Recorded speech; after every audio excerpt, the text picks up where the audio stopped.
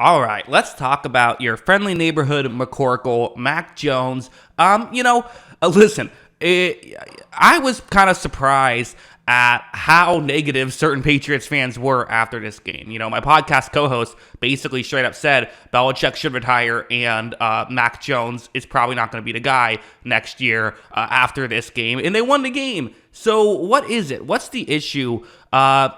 To me, I still think that Mac Jones is an effective quarterback who gets put in tough situations with the Patriots. I do.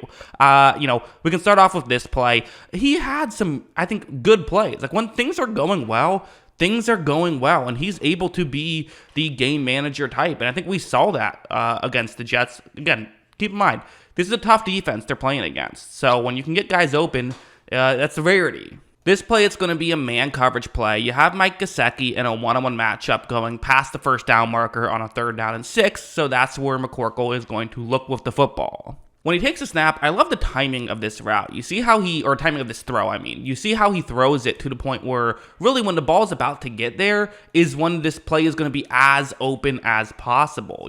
He didn't wait to see if it was going to be open and then make the throw. This is an anticipatory throw, which to be an effective quarterback, especially when you don't always have guys wide open, this is what you have to be able to be capable of. And as you see, really accurate throw, gets the ball to Gesicki, who picks up a big gain on that one, and they're able to, pick up a first down. So when guys are open, McCorkle is able to get the ball there, and he does a good job of this. He really does. Like, I know people like to kind of trash talk the game manager type, but there is some actual value in this kind of thing. Like, something like this is, I think, a great example of what I'm talking about, where it's going to be a zone coverage play. Because that last one, sure, good job by Jones, did some nice things, threw it when it was most open, but it still was a pretty open pass. This one, not quite as much. Watch what happens. Jones is going to take the snap. He looks over the middle to where that route is going to be, and you see, that's a tough window. You have Kendrick Bourne there in between the safety and linebacker who's leaping up,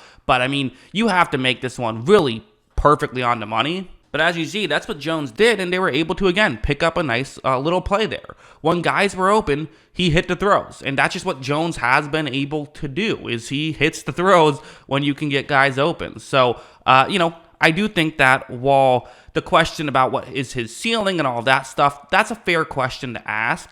But I also think that if anyone's blaming Jones for the offensive struggles this year, I think it's silly. I do think he's looked all the way back from last season where it looked like a bit of a mess. But speaking of a bit of a mess, let's go over here now, because definitely, one thing I talked about is just the deep ball is just, it's never been there. The Patriots have not been able to figure it out, and it's not even just straight up like go routes a lot of times. Sometimes it's, things like this, where it's, cover 2 zone on a 3rd down and 3. So a lot of times this is not the route you look towards, but at the same time, receiver running deep down the field, there is going to be a safety on a receiver in a one-on-one matchup. I can understand the appeal of wanting to make this throw.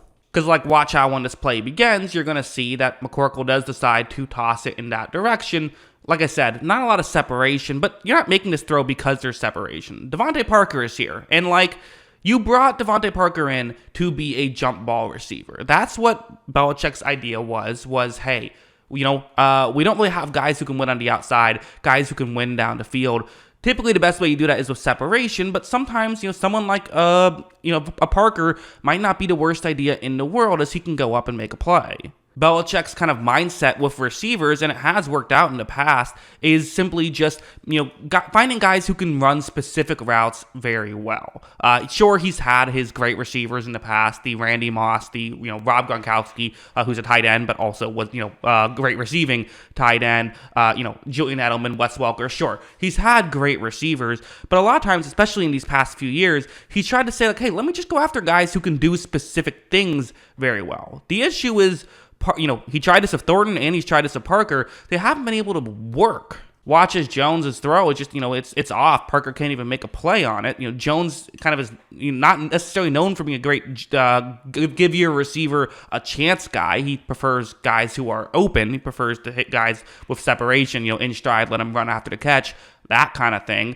And it's a marriage that just has not worked. And it just, they need to be able to win on these plays, or it's not going to, nothing's going to happen. Also, a play like this, another example where it's a 3rd down and 6, and this is a huge play in the game. I mean, if you can hit this play, you can potentially run down the clock and ice this one. You have that opportunity. We don't know if that's what they do, but you're at least getting, 2-2, getting a couple of timeouts out of the way, maybe getting to a 2-minute warning, that kind of stuff, making it tough for the Jets.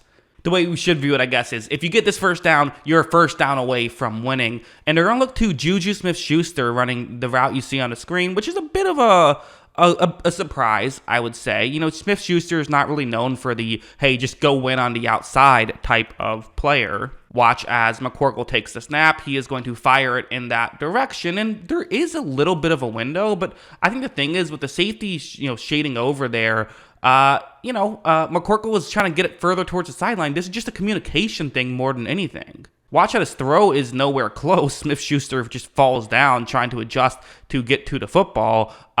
It was a communication thing. It wasn't just a missed throw, but it's like, man, you have to hit on these plays. Like, someone has to do something. I don't think it's Jones's fault necessarily, but at the same time, like, you could argue he is the constant there, right? I mean, there have been other players who have come in and hit those better. Bailey Zappi, did hit those Devontae Parker deep shots. I still think that, Jones does a lot really well, but they have to figure this out. And maybe the option is just go out and get an elite wide receiver. And, hey, Devontae Adams is apparently on the trade market. I would say do that. I would say go out and make that move, but Belichick doesn't love to make that move, even though it might be what they need, I think about Josh Allen with Stephon Diggs, or Jalen Hurts with A.J. Brown. Sometimes the way to make it easier for a receiver to hit a deep shot is to just get a guy who's going to get wide open and will catch anything close to him.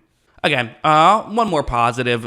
There's things that are really good. 3rd down and 15. This is, still a relatively big spot. We're 2 minutes left in the 3rd quarter here, so we're going back in time a ways. But, a scenario where you don't really expect someone to be able to get open, and this is going to be Devontae Parker. Watch as when Jones takes the snap, Parker's going to run a really good route to gain separation and gives Jones a window. And when Jones has windows, he hits those windows. He puts the ball through those windows. When it's, this is down the field, it's not just a deep shot, but it is down the field. And Jones is able to hit it, and they're able to pick up a big completion there. So the Patriots, their problems on offense is they can't get the chunk plays. And while in theory, you don't need a chunk play to get a touchdown, you can methodically move the ball down the field. The issue with that is you just have such little room for error. They converted on this 3rd and 15, but the reality is, one holding penalty, one sack, receiver runs a wrong route on one play. If that happens for Kansas City, okay, no worries. 2nd down and 10, 2nd down and 20, whatever, we're good, we'll figure it out. The Patriots really, I don't know if they can come back from too many 2nd down and 20 situations. That's just not how they work, which is part of why, the offense did struggle, but they won the football game. Playing Dallas next week, that's a real test, and the Saints the week after. So, the defense, it's not getting too much easier until October 15th when they get the Raiders. That should help. But for now, they're going to have to figure something out, and they're going to have to figure something out fast if they're going to make the playoffs in what should be a tough AFC. But yeah, those are my thoughts. What are yours? Let me know in the comments below. Always love hearing from you. And of course, as always, thanks for watching.